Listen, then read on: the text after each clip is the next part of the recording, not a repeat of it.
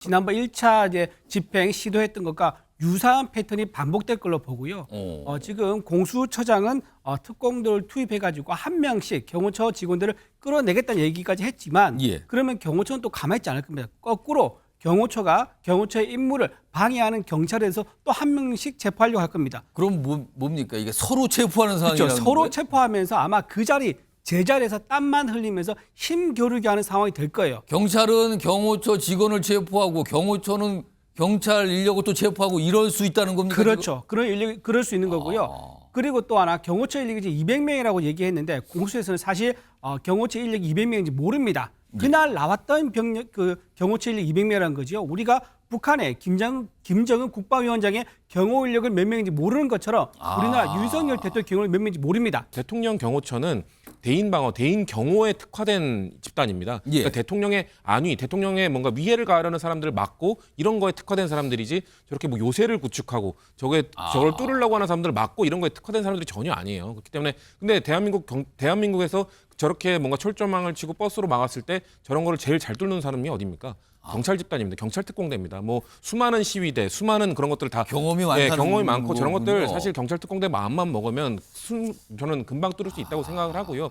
그리고 뭐 개인 화기를 대통령 경호처가 화기를 왜 지급받았죠? 대통령에게 위해를 가는 사람은 언제든지 쏠 수 있어야죠. 근데 지금 대통령은 지금 관저에 숨어 있고 대통령 없는 상황입니다. 본인들을 체포하는 과정에서 화기를 쓸 수 있을까요? 절대 쓸 수 없습니다. 그런 용기를 낼 수 없고요. 그리고 그거에 대해서 계속 옆에서 뭐 명령을 내리고 있는 박종준 경호처장 같은 경우에는 저는 체포영장 발부되고 아마 박종준 경호처장도 연행해야 된다고 생각을 하기 때문에 그걸 그걸 진행할 거라고 보기 때문에 경찰 역시 2차 체포영장 집행 가능성을 열어두면서 그때는 어떻게 하겠다는 계획을 살짝 밝히기도 했습니다. 화면으로 정리해보죠. 이 내용 보시면요. 1차하고 비교를 해봤어요. 지난 3일 영장 집행 1차 시도 당시에는요.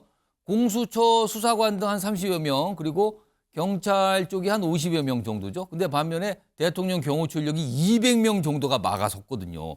관저 앞에서 대치가 길어졌죠. 그리고 결국에는 집행이 안 되고 철수하는 상황까지 왔거든요.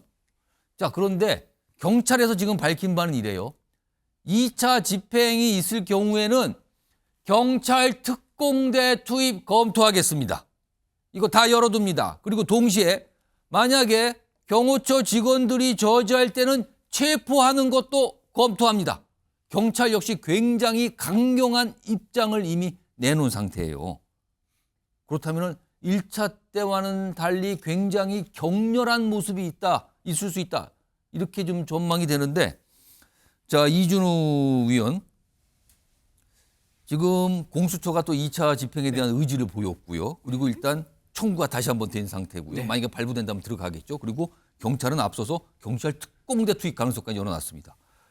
자, 집행하는 공수처와 경찰 그리고 이를 막는 경호처. 이거 자칫 큰 충돌 가능성 생기는 거 아닙니까? 저는 큰 충돌 가능성은 없다고 봅니다. 없다고 보십니까? 지난번 1차 이제 집행 시도했던 것과 유사한 패턴이 반복될 걸로 보고요.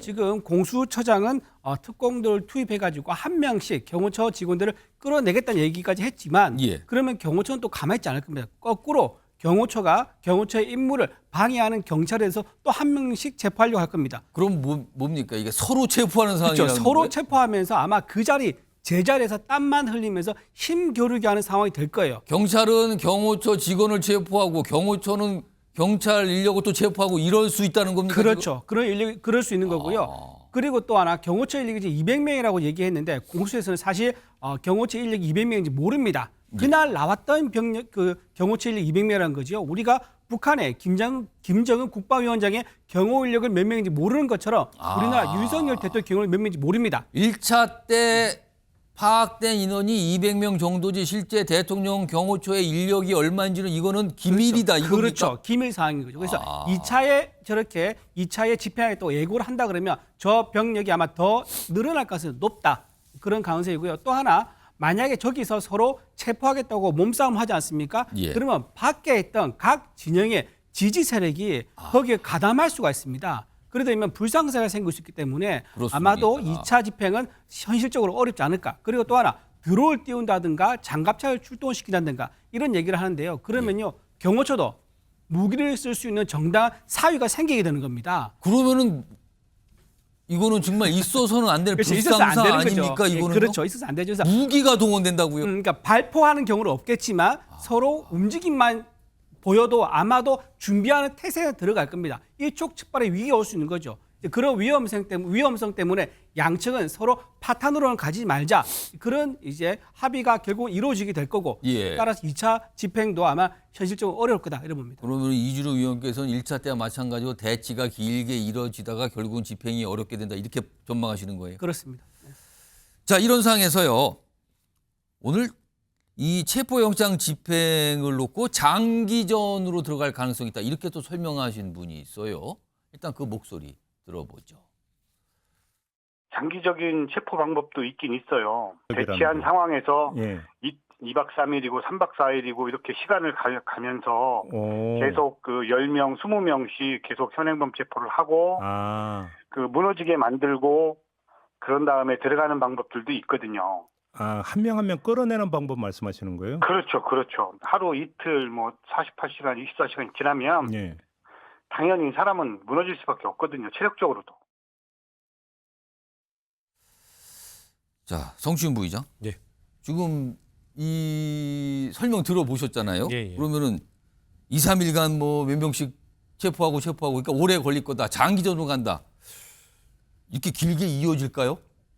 저분의 개인적 뭐 의견인 것 같고요. 예. 저는 저렇게 장기전 될 것 같지는 않습니다. 장기전이 될 경우에 아까 말씀하신 것처럼 이 지지자들 아무래도 경찰 기동대가 지지자들을 이렇게 제어를 하긴 할 텐데 더 많은 사람들이 뭐 2박 3일 이렇게 막 3박 4일 이어지면 계속해서 몰려들 수 있거든요. 그렇기 때문에 저는 장기화되는 거는 그 치안상 안전상 좋지 않다라는 생각을 하고 다만 경찰 특공대가 만약에 투입이 되면 예. 저는 그렇게 오래 걸리지 않을 거라고 봅니다. 왜냐하면 대통령 경호처 아까 인원도 말씀하셨는데 사실 처음에 1차 진입 때 그 200명의 뭐 사병을 동원했다 뭐 이런 얘기도 지금 의혹이 있기 때문에 사실 다시 그 사병을 동원할 수는 없을 겁니다.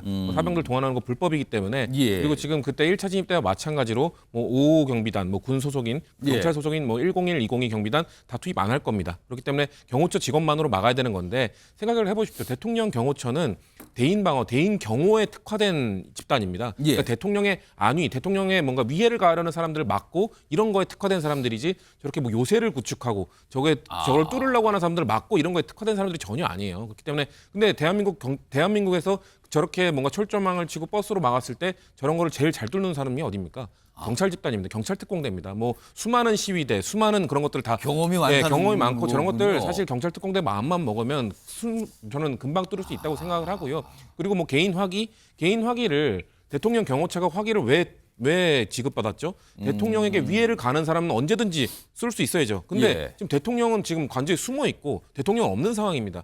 본인들을 체포하는 과정에서 화기를 쓸 수 있을까요? 절대 쓸 수 없습니다. 그런 용기를 낼 수 없고요. 그리고 그거에 대해서 계속 옆에서 뭐 명령을 내리고 있는 박종준 경호처장 같은 경우에는 저는 체포영장 발부되고 아마 박종준 경호처장도 연행해야 된다고 생각을 하기 때문에 그걸 그걸 진행할 거라고 보기 때문에 경호처장이 부재하게 되는 순간 저는 그 경호처 직원들도 형식상으로 좀 막지 그렇게 본인들의 몸을 다쳐가면서까지 임무수행을 하지 않을 것이다. 그렇기 때문에 사실 1차 진입 때도 사전에 대통령 경호처에서 계속해서 경찰 특공대가 오는지 확인한 걸로 알려지고 있거든요. 왜냐하면 경찰 특공대가 진짜로 들어가면은 대한민국에서 가장 잘 뚫는 사람들이기 때문에 저는 그렇게 오래 걸리지 않을 거라고 봅니다. 자, 어쩌다가 영장 집행 이걸 놓고 무슨 전략 같은 얘기를 해야 되는 상황에 이른 걸까요, 지금요?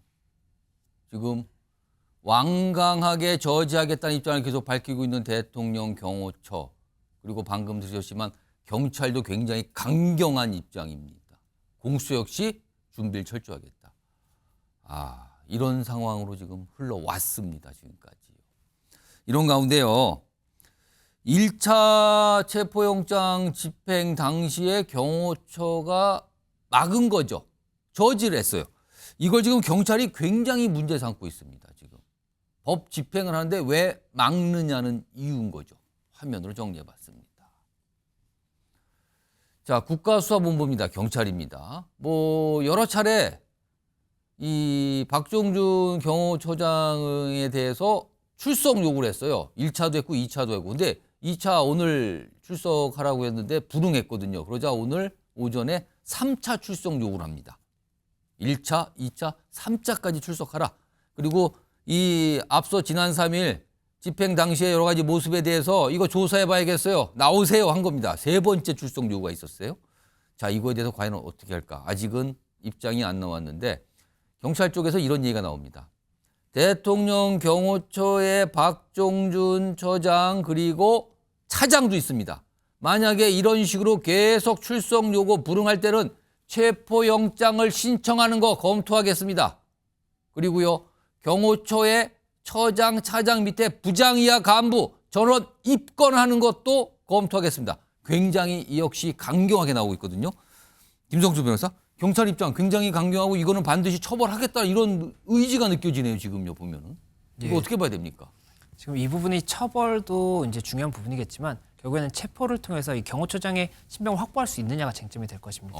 지금 이 대통령 경호법을 보면 이 경호처장이 경호처를 지휘 감독하는 것으로 되어 있거든요. 예. 그렇다 보니까 만약이라도 경호처장이 체포가 돼서 뭐 일단은 이 경호 당시에 이 상황에 참석할 수 없다라고 한다면 현재 이 경호처의 완강한 이 기류 자체가 변화할 수도 있는 부분이 있기 때문에 그런 부분 때문이라도 이 경호처장의 체포 자체를 검토할 수밖에 없는 상황이 아닌가 생각이 약간 들고 경고의 의미가 있다는 의미 그런 뜻인가요? 예, 그러면? 그런 부분의 가능성이 있을 것으로 보이고 지금 현재 출석 통보를 하고 있지 않습니까? 예. 그리고 경호처장 측에서는 계속해서 이분 일단 대통령의 경호가 굉장히 급박한 상황이기 때문에 예. 자리를 비울 수 없어서 출석할 수 없다. 이 의견을 계속해서 이제 피력을 하고 있기 때문에 그럼에도 불구하고 수사기관에서 계속해서 짧은 기간 내에 출석을 통보하는 것 자체가 체포영장이라든지 이런 부분을 청구하기 위한 이 그 과정을 밟아나가는 것이 아닌가 생각이 되는 부분이 있고 그렇게 한다면 체포영장을 이제 청구를 했을 때 이 부분을 법원에서 어떻게 볼지가 쟁점이 될 겁니다. 법원에서 만약에 이분 정당한 사유 없이 출석 통보에 응하지 않았다라고 한다면 체포영장이 발부가 될 수 있는 것이고 예. 그렇지 않다라고 한다면 발부가 되지 않을 수가 있는 것인데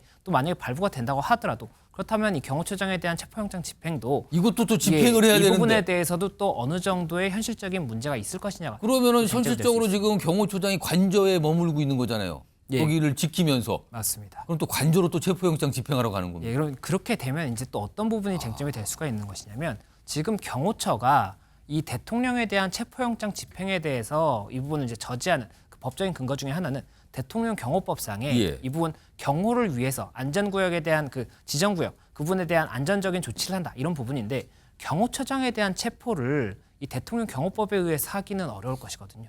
그렇다 보면 이 경호처장에 대한 부분을 만약에 대통령과 같이 있다라고 한다면 예. 그 부분을 저지할 수 있을 것이냐 이런 현실적인 문제가 남기 때문에 만약 발부가 된다면 그런 부분까지도 굉장히 여러 가지로 고심을 할 수밖에 없지 않나 생각이 듭니다.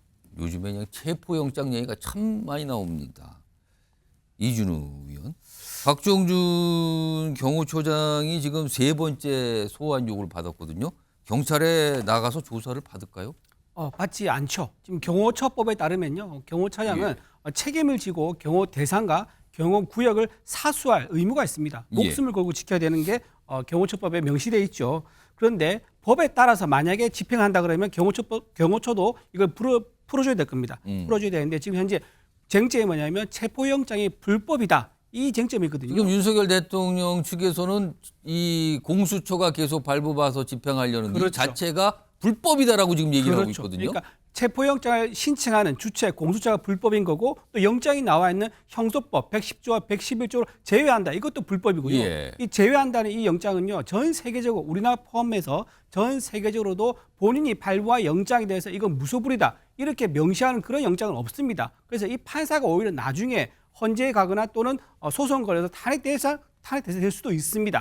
그런 상황이기 때문에 그런 불법한 영장에 대해서 집행할 경우 경호처는 따라야 되냐? 당연히 따르지 않아야죠. 불법이기 때문에 경호처는 합법적이지 않은 그런 영장에 대해서는 거부할 수 있는 당연히 대응할 수 있는 오히려 의무가 있다 이렇게 볼 수 있고요. 마지막 경호처가 지금 고발을 150명을 하겠다 그러거든요. 그날 공수처가 들어왔을 때 한 150명 정도 되는데 그 인력들이 상당히 이제 특수 건조물 침입 또는 그다음에 특수 공무원 집행 방해 또는 치상 또 군사시설법 위반. 이번엔 경호처가 집행하러 들어온 공수처 관계자들 그리고 이쪽을 오히려 고발하겠다 또. 그렇죠. 그러니까 쌍방이 서로 체포해달라고 고발하는 상황이 된 겁니다. 이렇게 되면 아까 말씀드린 것처럼 집행하러 왔을 때 경호처와 경찰이 그냥 서로 땀 흘리면서 버티겠다 돌아갈 수 있는 서로 체포하려고 시도하다 그렇죠. 또 대치하는. 그런 형사에 똑같이 영장에서 또 반복되는 거죠. 정치인 부의장. 현실적으로 만약에 박중준 경호처장이 지금 3차 소환 요구를 받았는데 만약에 불응합니다. 그래서 경찰에서 체포영장 신청을 하고 만약에 발부가 됐어요. 그럼 또 집행을 할 거 아니에요. 이게 또 현실적으로 집행이 가능한 상황인가요, 지금 이게? 아까 말씀하신 것처럼 변호사님께서 말씀하신 예. 것처럼 그 경호처 직원들이 경호처장을 막기 위해서 몸을 던질까요? 저는 그렇게 생각하지 않습니다. 경호처장이 뭐 비겁하게 또 뒤에 숨어서 그 옹벽 뒤에 숨어 있다면 또 모르겠으나 그렇게 되다 하더라도 저는 경호처 직원들이 경호처장이 숨어서 지휘를 내릴 수 없는 상황이라면은 저는 금방 뚫릴 거라고 생각합니다. 왜냐하면 지금 그리고 그 계속해서 뭔가 지금 영장을 불법이다 말씀하시는데 대한민국에서 그런 영장에 대해서 불법임을 판단할 수 있는 것을 언제 대통령에게 부여했죠? 언제 국민의힘에 부여했죠? 왜 국민의힘이 마음대로 그것을 불법이라고 지금 이야기하고 있는 거죠? 체포영장이 잘못됐다고 항의할 수 있습니다. 피의자가 헌법 제12조 그리고 형사소송법 210조 2항에 의해서 체포가 잘못됐다, 체포영장이 잘못됐다, 체포영장과 그 구속영장에 대해서 적부심 청구를 할 수 있습니다. 그 절차를 밟아야죠. 왜 그 모든 피의자들은 그런 절차에 따라서 체포영장이 잘못됐음을 주장할 수 있도록 헌법에 명시되어 있는데 예. 왜 윤석열 대통령만 본인이 이거 불법이야, 헌법도 다 무시하고 이건 불법이니까 나는 응응하지 못하겠어 라고 말하는 것 자체가 지금 말이 안 되는 상황인 거거든요. 그리고 그러면은 지금 경호법에 따라서 하고 있다. 지금 경호법보다 위에 있는 거는 헌법입니다. 헌법 위에 어떤 법도 없습니다. 헌법에 영장주의가 그 추구되고 있기 때문에 예. 어떤 법도 이 사법부에서 발부한 영장에 대해서 그것이 사법부 스스로 불법임을 아니면 잘못되었음을 인정하기 전까지 제대로 된 청구가 들어와서 심사를 하기 전까지 아무도 그것을 불법이라고 판단하고 발언해서는 안 되는 겁니다. 그런 발언하는 사람들 지금 대한민국의 법치주의를 다 깨트리고 있는 사람들이기 때문에 정식 절차에 의해서 이거 잘못됐다는 걸 말해야 되는데 윤석열 대통령만 유독 그것이 본인이 법 위에 있다고 생각해서인지 그것을 자꾸 본인이 판단해서 난 불법인지 안 가겠다고 말하고 있는데 사실 그거에 대해서 지금 이의 신청까지 하지 않았습니까? 근데 기각이 됐고 근데 이의 신청조차도 법정에 없어요. 이의 신청은 사실 체포를 하는 과정에서 아니면 구속을 하는 과정에서 뭐 구속 아니면 뭐 압수수색 이 과정 속에 미법성이 있을 때 이의 신청을 할 수 있는 건데 집행도 되기 전에 이의 신청하는 거는 대한민국의 윤석열 대통령 한 명밖에 없습니다. 그렇기 때문에 이렇게 초월적인 행동을 하고 있는 윤석열 대통령 그것을 사실상 용인하고 막고 있는 경호처장 저는 경호처장 체포영장 나오게 되면은 경호처 직원들도 이걸 알고 있을 겁니다. 지금 우리가 위법적인 행동을 하고 있다는 걸 인지하고 있기 때문에 경호처장을 체포하러 가는 그 경찰이나 아니면 공수처를 막을 수 없다고 저는 보고 있습니다. 자, 상황이 이렇게 복잡하게 가고 있습니다.